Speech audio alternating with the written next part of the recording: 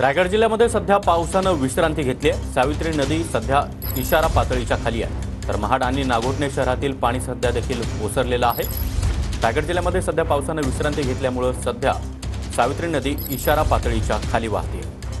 या संदर्भात अधिक माहिती देण्यासाठी आमचे प्रतिनिधी विनायक डावरुंग आपल्यासोबत आहेत। विनायक, सावित्री नदी आता इशारा पातळीच्या खाली वाहताना दिसते।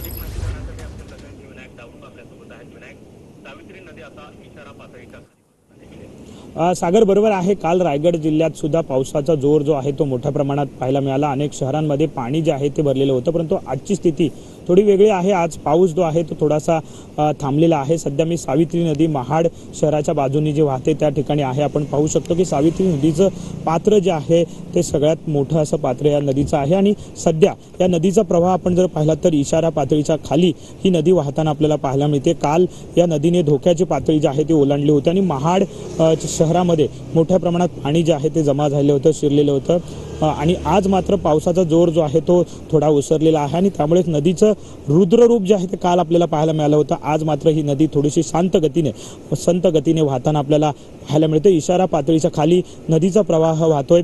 आज सुद्धा रायगड जिल्ह्यामध्ये अलर्ट जो आहे तो जारी हवामान खात्याने दिला आहे। आज दिवसभर पाऊस जो आहे तो मोठ्या प्रमाणात पडेल असा इशारा आहे, परंतु सध्या मात्र पावसाचा जोर जो आहे तो ओसरलेला दिसून येतो आणि वेगवेगळ्या नद्या ज्या आहेत, सावित्री नदी असेल की अंबा नदी असेल, यांनी काल धोक्याची पातळी ओलांडली होती। आज मात्र या नद्या ज्या आहेत त्या अगदी संत गतीने वाहत आहेत। त्यामुळे आज दिवसभर जर पाऊस वाढला तर पुन्हा एकदा या नदीचा प्रवाह जो आहे तो वाढण्याची शक्यता आहे। परंतु सध्या आपण जर पाहिलं तर महाड शहर असेल, नागोठणे शहर असेल, या शहरांमधलं पाणी जे आहे ते ओसरलेलं आहे आणि सध्या जनजीवन जे आहे ते या संपूर्ण रायगड जिल्ह्यातलं सुरळीत सध्या सुरू आहे आणि पावसाचा जोर वाढेल अशी स्थिती मात्र सध्या महाड आणि नागोठणे वासियांना, शहरातील नागरिकांना हा दिलासा। धन्यवाद या माहितीसाठी।